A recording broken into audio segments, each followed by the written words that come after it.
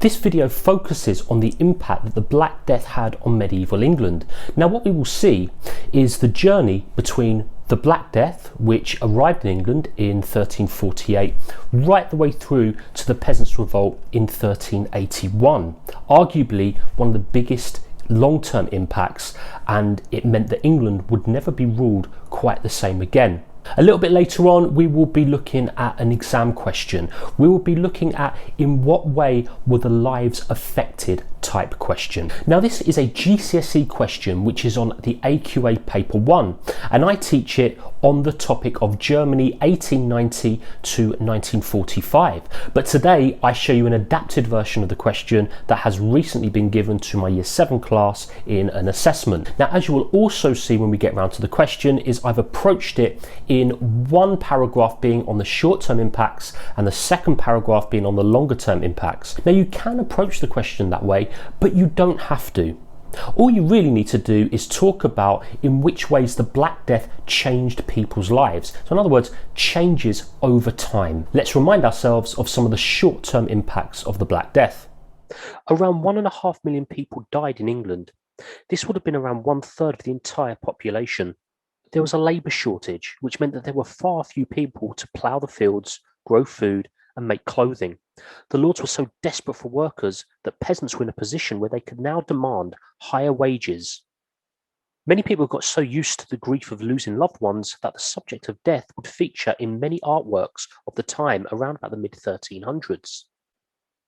The lords were so fed up with the demands of the peasants for higher wages that the government passed the Statute of Labourers in 1351. This created a maximum wage for peasants and made it illegal for them to demand more money. St Bartholomew's Hospital in London is the oldest hospital known in England. It was built in 1102 but has changed a lot since then. When St Bartholomew's Hospital opened, there were already around 50 hospitals established in Baghdad, which was the heart of the Islamic Empire. It shows the Islamic Empire in terms of science and medicine was streets ahead of the Western Europeans. This would have had some effect by 1348, as England were clearly not ready for such a devastating pandemic. So let's have a look at some of the long-term impacts of the Black Death. So attitudes towards authority, those that were in charge. In the 30 years following the Black Death, we see a power struggle between the peasants and the lords. Those that survived the Black Death were no longer willing to take orders from those in charge, as they had done before. Many lived for the moment, as the Black Death had shown them life could be cut short at any time. Many also believed that they survived the Black Death because God was on their side. In 1377, poll tax was introduced at 4p. In 1379, a further 4p was added to that. By 1380, poll tax had increased to a total of 1 shilling, which was 12p. The peasants were angered by this and started to gain support from priests like John Ball, who claimed that God wanted an equal world. As more peasants around the country started to unite, this led to the Peasants Revolt. So the Peasants' Revolt of 1381, it was a series of riots that broke out mostly across southern England. In Essex, a landowner led peasants in refusing to pay a tax collector in the village of Fobbing. 3 of his clerks were killed in Brentwood just a few days later. And in Canterbury, they burned down the palace of Archbishop Simon Sudbury. As he was Chancellor, he was blamed for the poll tax. He was dragged to the Tower of London and beheaded by the rebels. Riots followed in Sussex, Surrey, Hampshire, Hertfordshire. The revolt soon became as widespread as East Anglia to Dorset in the southwest and as far north as Yorkshire. Now, King Richard II, who was aged only 14 at the time, went to Mile End and met a group of rebels. They demanded that he dismiss some of his advisors and abolish serfdom.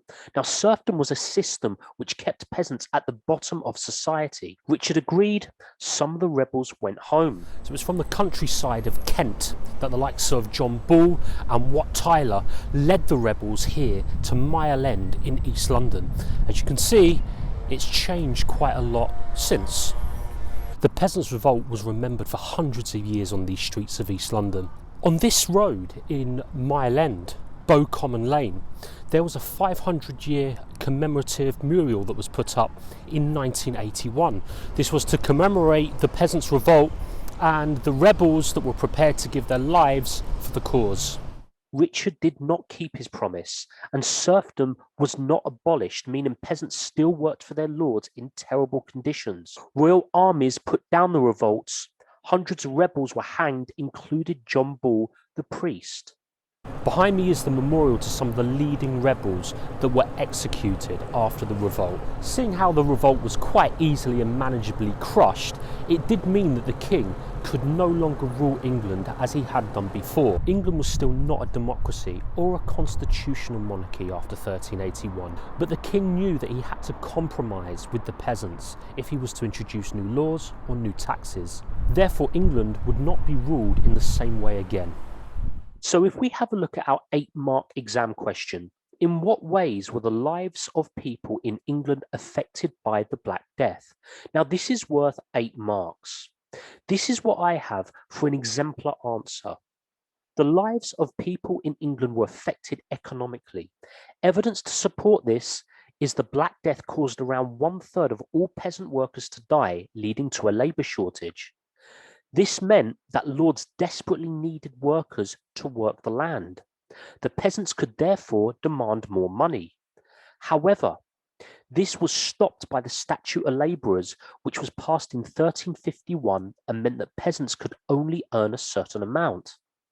If they refused to work for a certain amount, they could be arrested. This made the peasants angry and was one of the reasons behind the Peasants' Revolt in 1381. Another way the lives of people in England were affected by the Black Death was socially. Many towns and villages became totally deserted. So many families lost loved ones that people became numb and more accepting of death. Even the king's daughter died during the pandemic. This showed it could affect anybody, not just poor people living in overcrowded towns and villages. As a result, many artists would include the theme of death in their paintings or music. In addition, many that survived the Black Death believed God was on their side and would therefore stop listening to the government. The changing on people's attitudes and the Peasants' Revolt would change the way England would be ruled. I hope this video has been of some help to you. I intend on making more videos on medieval England. Until then, stay safe.